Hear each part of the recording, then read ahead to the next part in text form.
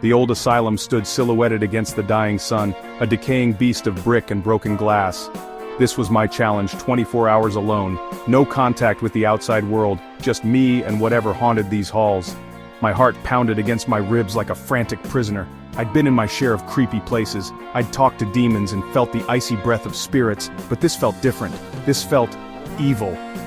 The air crackled with an unseen energy, the hair on my arms stood on end. I took a deep breath and stepped out of the car. There was no turning back. Cranbrook Mental Hospital, a name that once stood for hope and healing, now only brings fear and unease. Even the name sent chills down the spines of locals.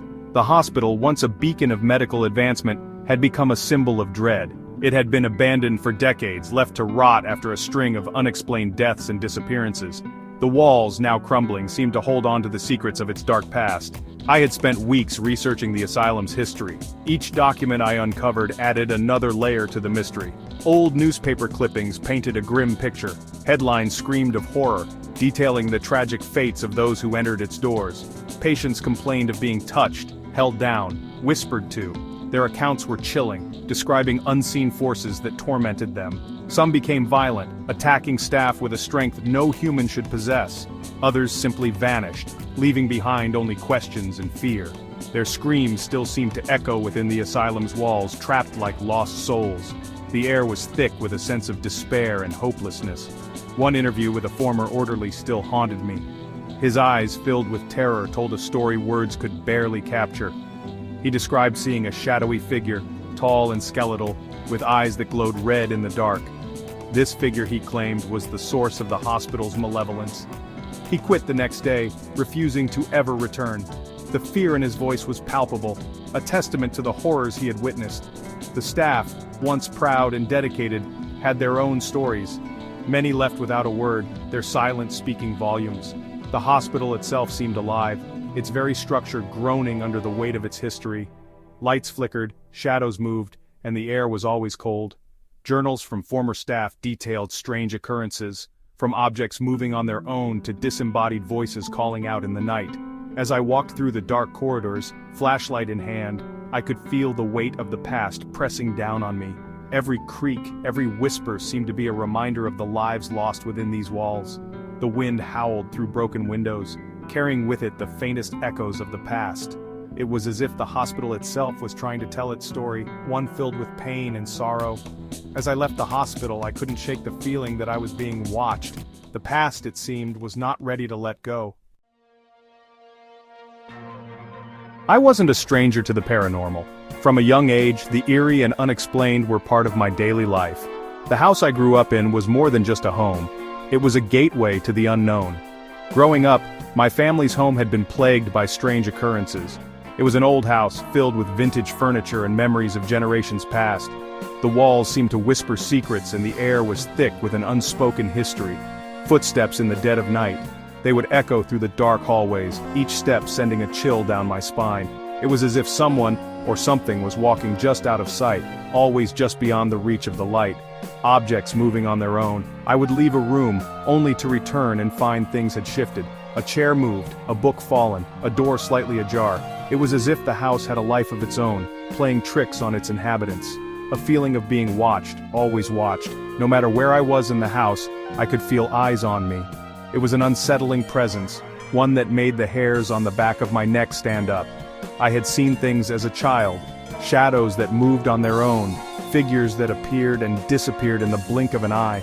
These experiences were not just figments of my imagination, they were real, tangible, and terrifying. Things that sent shivers down my spine and made me afraid of the dark. I would hide under my blankets, clutching a flashlight, hoping the light would keep the darkness at bay, but the fear was always there, lurking just beyond the edge of the light. My grandmother, a firm believer in the spirit world, taught me that fear was a doorway. She would sit with me in her cozy room, filled with spiritual items, and tell me stories of the spirit world. She believed that our fear gave these entities power, that it invited them in. Fear invited them in, these entities that lurked in the shadows. They fed off our fear, growing stronger with each frightened heartbeat. But my grandmother also taught me that we could take that power back. She taught me to face my fears head-on, to stand my ground. She believed that by confronting our fears, we could reclaim our power and banish these entities back to the shadows from whence they came. Tonight, I would need all the courage she instilled in me. As I stood before the old house, flashlight in hand, I could feel the weight of my childhood fears pressing down on me. But I was ready to face the ghosts of my past and reclaim my home. The sun dipped below the horizon, painting the sky in hues of blood orange and bruised purple. I took a deep breath, shouldering my backpack filled with cameras and recording equipment. The air grew noticeably colder as I approached the main entrance. The heavy metal door creaked open like a mouth gasping for air. The stench hit me first. Stale air, thick with dust and decay, mingled with something else, something metallic and cloying. The smell of fear, perhaps? Or something worse. I flipped on my camera, its red light cutting through the gloom. The challenge had begun. Hours crawled by. The silence inside the asylum was broken only by the sound of my own breathing, and the occasional creak of the building settling around me.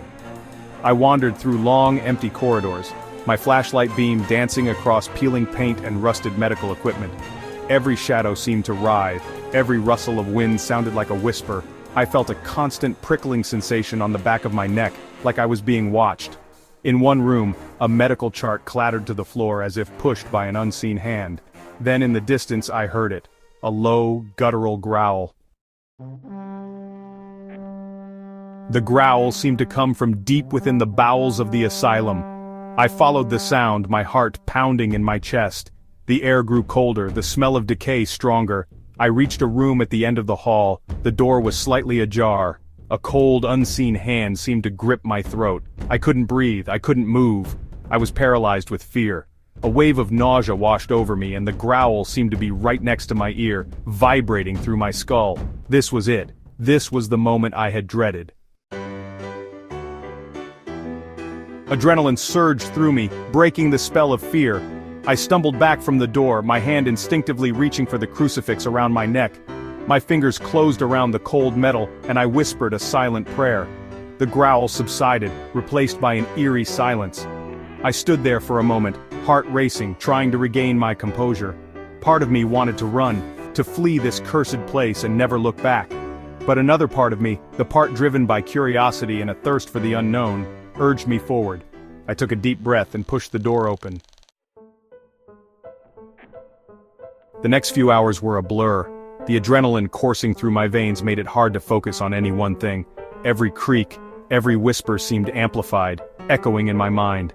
I could barely keep track of time as the night seemed to stretch on endlessly. I have flashes of memory, moments that stand out in the haze, the dimly lit rooms, the eerie silence that would suddenly be broken by an inexplicable noise. It was as if the house itself was alive, breathing, watching my every move, a cold spot that followed me from room to room. It was unnerving, like a ghostly presence that refused to leave my side. The thermal imaging confirmed it, a chilling blue spot that seemed to have a mind of its own, the feeling of being touched by unseen hands. It was as if invisible fingers were brushing against my skin, sending shivers down my spine. I would turn around, expecting to see someone, but there was never anyone there, a voice whispering my name, soft, almost seductive, but with an edge that made my blood run cold. It was a voice I didn't recognize, yet it felt strangely familiar, as if it had been calling to me for years. By dawn, I was physically and emotionally drained. The night's events had taken a toll on me, leaving me feeling hollow and exhausted. The first light of day was a welcome sight, a promise of safety and normalcy. I had never experienced anything like it. The fear, the confusion, the sense of being watched.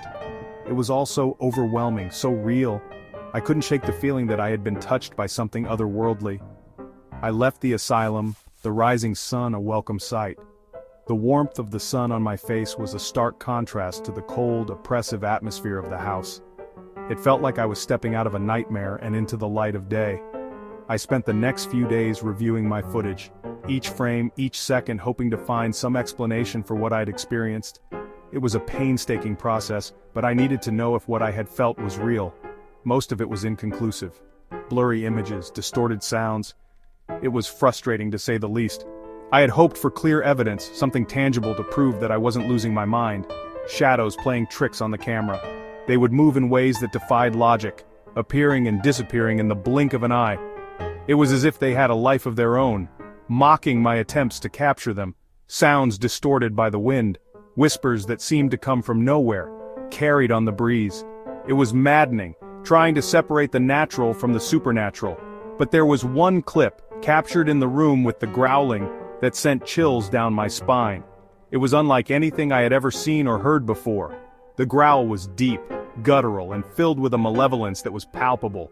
A shadowy figure, tall and skeletal with eyes that glowed an unnatural red. It stood in the corner of the room watching, waiting. Its presence was overwhelming, a dark force that seemed to suck the air out of the room, the same figure described by the orderly all those years ago. It was a chilling confirmation that what I had experienced was real. The stories, the legends, they were all true, and now I had the proof. The experience at Cranbrook Mental Hospital shook me to my core. It was a stark reminder that there are forces in this world we do not understand. Forces that can't be explained away by logic or reason. Did I stay the entire 24 hours? Some might say I was foolish to even try. Others might call me brave. But only I know the truth. And the truth is, some questions are better left unanswered.